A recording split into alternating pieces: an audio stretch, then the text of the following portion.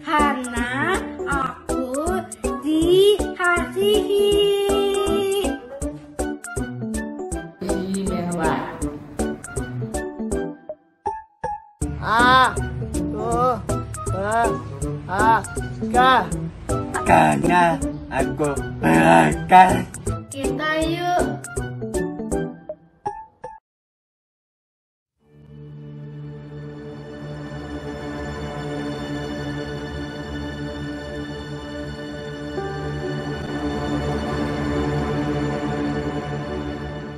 Where would I run but to the throne of mercy?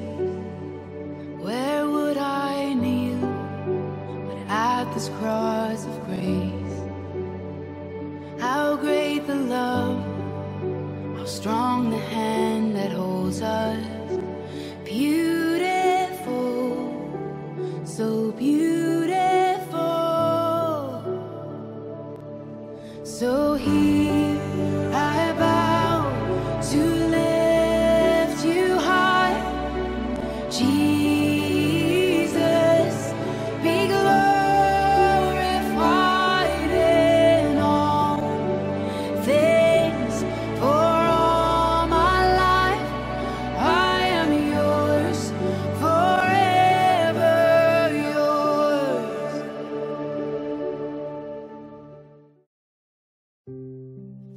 Halo, saya Daniela Grace dan hari ini saya mau menceritakan tentang seseorang yang sangat berarti buat hidup kami sekeluarga, dan di sini saya berbicara sebagai seorang kakak dari seorang adik yang sangat membawa berkat buat keluarga kami.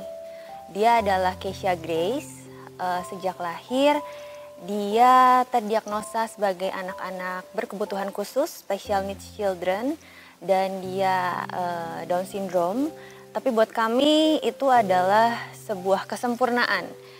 Mungkin orang-orang sering berkata anak-anak Down syndrome mereka adalah anak-anak yang tidak sempurna. Tetapi buat kami dia adalah seorang anak yang sangat sempurna, seorang anak yang sangat baik, seorang anak yang sangat tulus, dan hari ini saya mau menceritakan tentang hidupnya. Ketika kecil, ketika dia lahir, saya agak sedikit terkejut. Saya ini kan kurang tahu tentang apa yang terjadi. Ayah dan ibu saya hanya berkata bahwa saya mempunyai seorang adik yang luar biasa. Ayah saya tidak pernah berkata bahwa dia adalah seorang yang berkekurangan gitu, seorang yang kurang, yang tidak bisa ini, tidak bisa itu. Dia selalu berkata yang sangat positif. Tetapi kita itu berjarak usianya sekitar 4 tahun. Nah, mulai dari itu sejak usia saya 4 tahun, saya tuh melihat kok adik saya ada yang berbeda ya dari orang-orang yang lainnya gitu. Jujur aja ketika waktu-waktu itu banyak perhatian dari keluarga kami langsung tersita buat hidupnya gitu kan. Dan sebagai seorang anak yang masih kecil, saya tidak mengerti dengan hal itu. Alhasil jadinya beberapa tahun sampai saya berusia kurang lebih 10 tahun mungkin atau 12 tahun SD, saya ini sering nangis setiap hari gitu di rumah, setiap malam gitu. Saya merasa bahwa kok ayah sama ibu saya lebih sayang sama adik saya ya dibanding dengan saya gitu. Sampai suatu titik ketika saya mulai dewasa, mulai mengerti tentang apa yang terjadi di sekeliling saya, ayah saya memanggil saya dan ibu saya gitu. Pada akhirnya mereka menceritakan bahwa adik kamu itu sebetulnya seperti ini gitu. Bukan kami tidak sayang sama kamu katanya. Kami sayang sama kamu. Tetapi kami melihat kamu jauh lebih dewasa, harus lebih mengerti tentang apa yang sedang terjadi di sekeliling kamu. Jangan kamu pernah merasa kamu tuh gak pernah disayang, kamu tuh kurang perhatian dan lain-lain.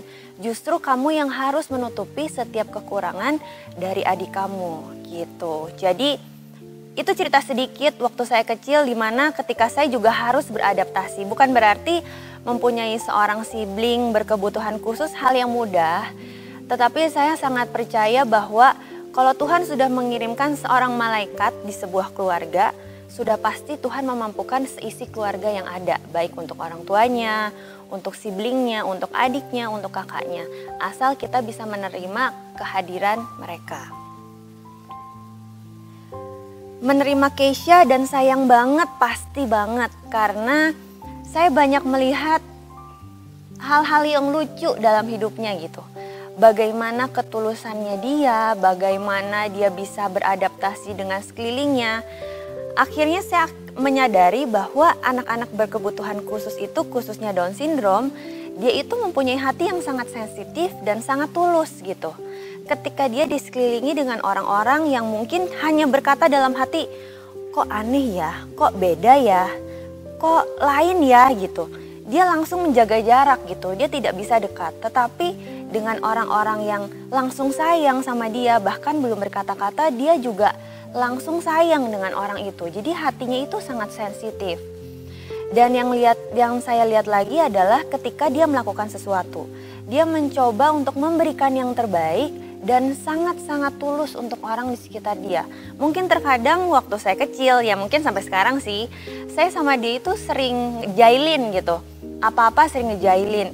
Kalau belum ngejailin sampai nangis waktu kecil tuh gak puas gitu. Intinya kayak lucu, soalnya reaksi dia itu ekspresinya lucu gitu kan.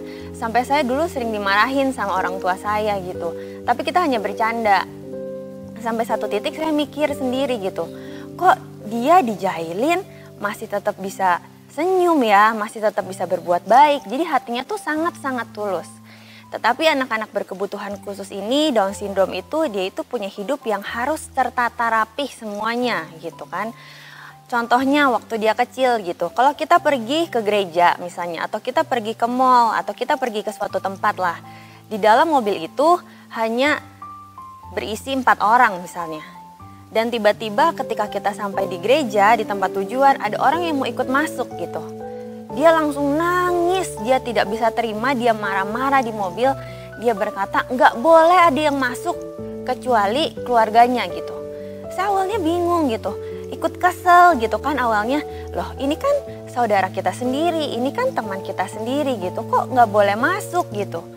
Dan pada akhirnya saya ini baca-baca tentang anak-anak Down syndrome. Dan ternyata hidup mereka itu harus terpatrun gitu. Jadi sebenarnya bukan salahnya mereka, tetapi ya memang karena nalurinya mereka gitu. Ketika pergi berempat, ya pulang harus berempat. Ketika pergi bertiga, ya pulang harus bertiga. Tapi alhasil karena kita sering kasih tahu dia, kasih pengertian, sampai sekarang Keisha sudah mulai berubah dan menjadi anak yang lebih baik. Momen yang tak terlupakan adalah ketika kami pergi ke luar negeri gitu.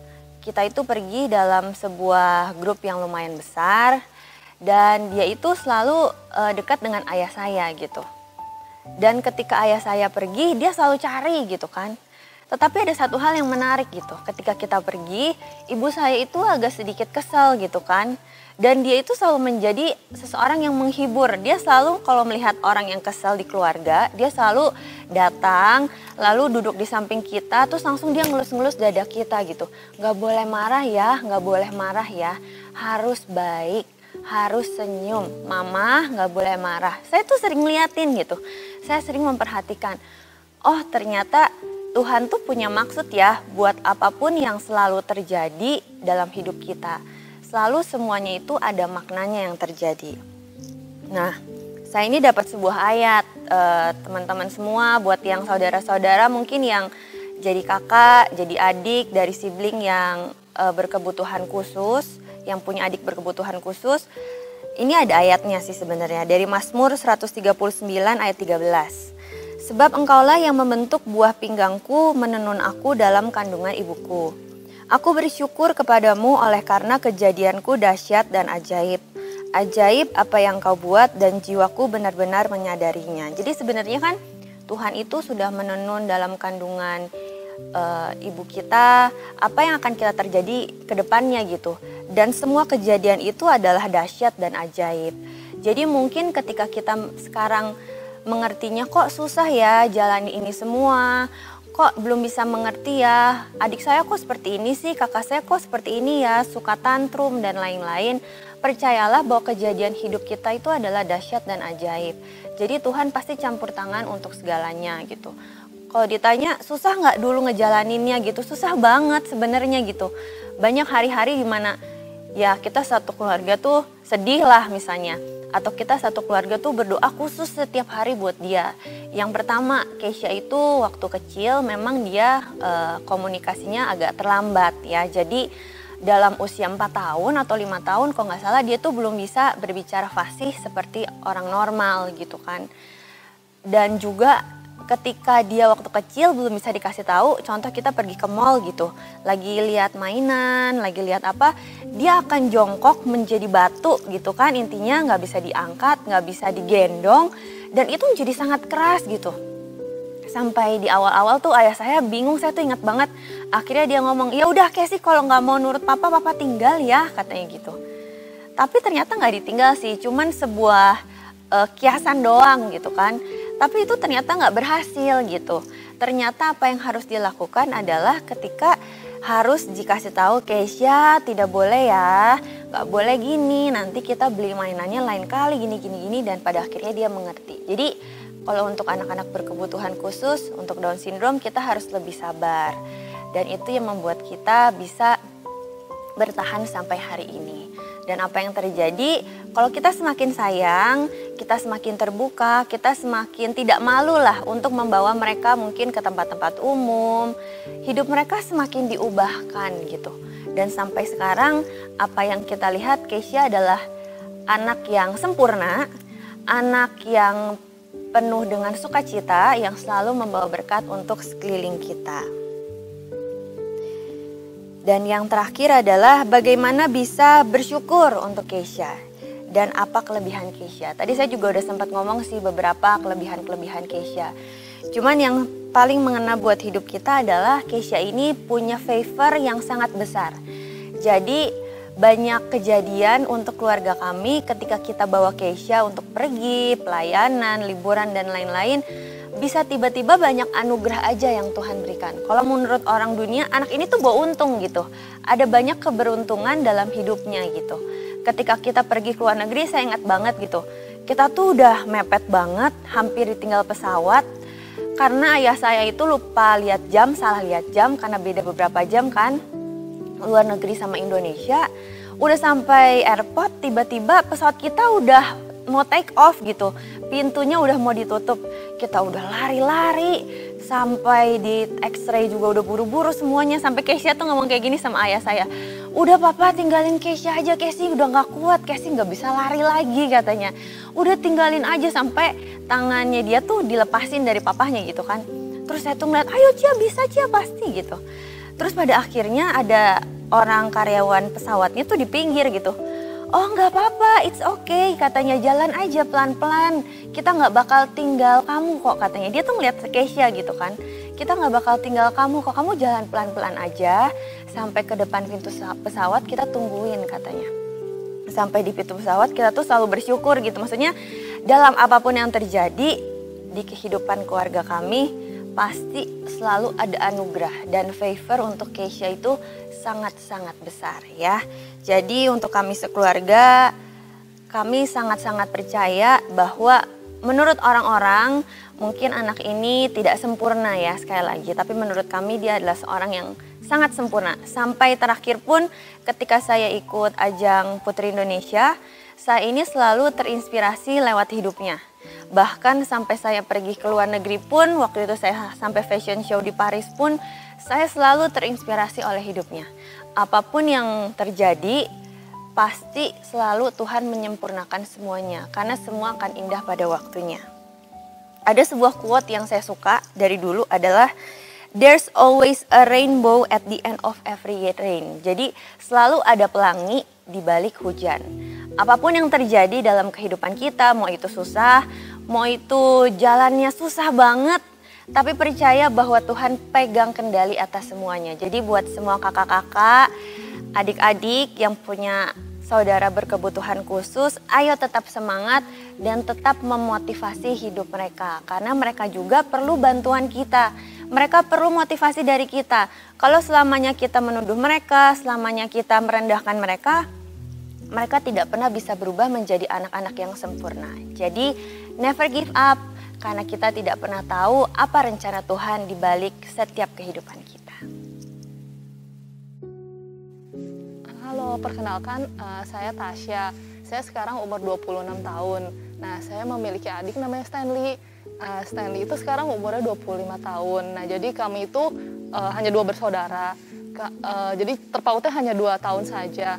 Nah, memang kalau dari kecil itu Stanley sudah terlambat ya gitu, dari merangkak, berjalan, untuk membaca, tulis, sekolah kayak gitu ya. Dan Stanley juga ada didiagnosa ADHD, disleksia dan juga diskalkula. Jadi sangat susah untuk untuk dia membaca, menulis kayak gitu, dan kemandiriannya juga sangat kurang. Nah, jadi memang dari kecil itu papi mami itu sangat fokusnya tuh ke Stanley. Jadi perhatiannya tuh full untuk merawat dan membesarkan Stanley gitu. Nah, mungkin saya sebagai cici gitu ya, dari kecil mungkin ngerasanya kok kayak nggak fair gitu ya, kayak semua perhatiannya kayak papa mama semua perhatiannya ke adik aku gitu, si Stanley. Nah, terus jadi kayak seakan dari kecil itu dipaksa untuk mandiri lebih awal gitu. Dari kecil udah harus mandiri, apa-apa harus sendiri gitu. Nah, saya inget banget sih waktu itu kan saya sempat kuliah di luar negeri. Nah, teman-teman saya itu pada diantar semua sama papa mamanya gitu. Nah, sedangkan saya kayak di airport doang tuh sih kayak dadah gitu, kayak langsung pergi sendiri untuk kuliah gitu. Sedangkan kan maksudnya orang-orang lain tuh diantarkan oleh orang tuanya gitu ke luar negeri. Untuk saya kayak karena adik saya Stanley belum bisa tenang untuk naik pesawat gitu kan. Dan saya juga waktu kecil dulu sekitar SD atau SMP gitu sempat kayak minder juga sih, karena kan punya temen yang seumuran tuh punya adik yang umur berbeda 2 tahun juga gitu, sama seperti Stanley gitu. Nah, teman-teman saya tuh cerita, oh ya adik saya sekolah di sini, dapat grade-nya segini gitu. Terus udah kuliah di sini, udah punya pacar gini gitu. Terus saya sempat minder juga sih, kayak oh kenapa ya kayak berbeda gitu juga, lumayan berbeda gitu sama teman-teman saya. Jadi saya tuh jarang untuk cerita tentang adik saya dan juga tentang keluarga gitu. Lebih ke kalau misalnya ditanya, oh iya aja, tapi nggak terlalu bisa mau cerita gitu sih. Nah, sekitar sudah beranjak dewasa baru mulai menerima gitu bahwa adik saya itu Stanley itu spesial gitu, nggak seperti adik-adik lain gitu. Nah, dan setelah dewasa baru lebih mengerti sih dan menerima Stanley itu spesial, nggak ada yang perlu gitu untuk diminderin atau malu gitu. Jadi sekarang juga kebetulan udah bisa lumayan sharing di komunitas. Jadi di gereja saya di komunitas juga ada suka setiap minggu itu kumpul gitu ya untuk sharing di cell group gitu. Nah, dulu tuh sangat jarang lah gitu untuk keluarga itu membolehkan orang lain untuk masuk ke rumah gitu, karena kan kadang kita minder juga gitu sama sama Stanley gitu, takutnya mengganggu nggak ya, kalau misalkan takutnya orang bisa menerima nggak ya gitu. Nah, tapi sekarang puji Tuhan udah bisa mulai sharing sih tentang adik saya ke orang-orang gitu. Dan seperti saat ini juga sih kayak saya percaya diberikan waktu saat ini buat duduk di sini, buat pergi sharing gitu. Saat Miss Novi nanyain gitu, salah satu guru Stanley menanyakan, mau nggak untuk sharing atau kayak gini-gini, bersedia nggak gitu. Nah, saya juga merasa ini salah satu cara Tuhan sih untuk ngingetin saya lagi gitu, bahwa mungkin kadang-kadang kita tuh ingetnya hal-hal yang kurang baik aja gitu dari kekurangannya dari anak-anak ini gitu. Padahal sedangkan kalau dipikir-pikir lagi, kalau kita flashback lagi gitu, bahwa anak ini tuh di balik segala kekurangannya itu banyak kelebihannya banget loh gitu. Kayak misalkan nih adik saya si Stanley ini, dia mungkin kurang gitu di bagian kayak kemandirian atau sekolah gitu, sosialisasi gitu. Tapi adik saya ini memori dan pendengarannya itu sangat bagus sih. Jadi mungkin cerita sedikit, ini cerita lucu sih. Jadi Stanley itu kalau ngedengerin lagu bisa sekali 2 kali aja bisa inget gitu. Kayak kadang-kadang gak cuma lagu bahasa Indonesia, bahasa Mandarin sama bahasa Inggris juga. Padahal dia tuh gak ngerti gitu, itu artinya tuh apa. Tapi dia bisa nyanyi, bener-bener pelafalannya juga inget gitu. Pelafalannya kok kayak ini anak ngerti enggak ya sebenarnya ini ngomong apa, nggak bisa gitu bahasa Inggris dan bahasa Indonesia. Cuma di nadanya juga nggak fals, nyanyinya juga bisa pas banget gitulah nadanya gitu. Kadang kita juga amazed banget ya, kita aja nggak bisa gitu, nggak ngerti untuk nyanyi bahasa Mandarin gitu, ini anak kayak bisa ya gitu. Jadi saya percaya sih di saat ini gitu saya duduk di sini, jadi refleksi sendiri gitu, saya refleksi sendiri bahwa di balik semua kekurangannya ini, anak-anak ini tuh kita harus gali lagi gitu. Positifnya tuh pasti banyak deh gitu. Saya percaya sih udah 25 tahun ini aja Tuhan jaga Stanley, Tuhan yang cukupkan Stanley semua gitu. Dan ke depan-depannya saya percaya sih kalau misalkan Tuhan pasti kasih yang terbaik untuk Stanley dan untuk kami gitu, keluarganya gitu. Kalau bukan karena campur tangan Tuhan gitu yang kasih kami semua, untuk papa mama saya, untuk saya, terutama saya untuk sibling gitu. Dari kecil sampai sekarang diberikan kekuatan gitu, kesabaran.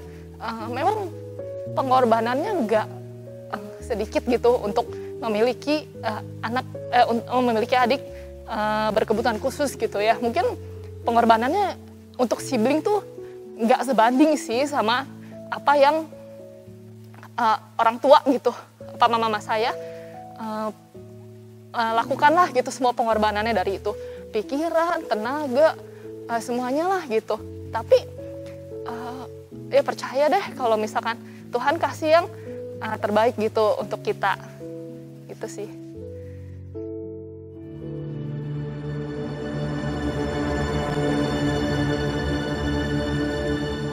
Doa dan harapannya untuk para anak, para siblingnya, untuk jika ada saudara kita yang berkebutuhan khusus, maksudnya tetap semangat aja, percaya aja bahwa rencana Tuhan tuh pasti lebih baik lah daripada rencana manusia gitu.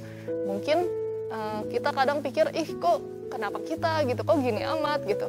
Tapi percaya deh, pasti selalu ada hal positif di segalanya gitu. Dan juga salah satu yang paling penting juga untuk mencari pasangan untuk kita gitu ya, para sibling, sangat penting untuk memiliki pasangan yang bisa menerima dan sayang juga gitu sama sibling kita gitu. Karena kan gak selamanya misalnya orang tua kita kan ada gitu kan, nanti kan kalau bukan kita siapa lagi gitu. Nah jadi sangat penting sih untuk memiliki, misalkan nanti setelah dewasa akan memiliki suami atau istri, penting banget untuk bisa yang menerima dan sayang juga gitu. Karena kan kedepannya pasti adik kita kan akan sama kita gitu. Jadi kan sangat penting untuk dia memiliki keluarga yang dia nyaman gitu, yang bisa membantu dia untuk kedepannya nanti gitu sih. Jadi selalu tetap semangat, pasti Tuhan jagalah, Tuhan cukupkan gitu. You were born to be real, not to be perfect. Jadi setiap kita itu dilahirkan untuk menjadi nyata, bukan untuk menjadi sempurna. Bukan berarti kekurangan kita dipandang orang menjadi ketidaksempurnaan ya. Untuk teman-teman, untuk semuanya siblings yang mempunyai adik atau kakak berkebutuhan khusus, percayalah bahwa mereka adalah manusia yang sempurna.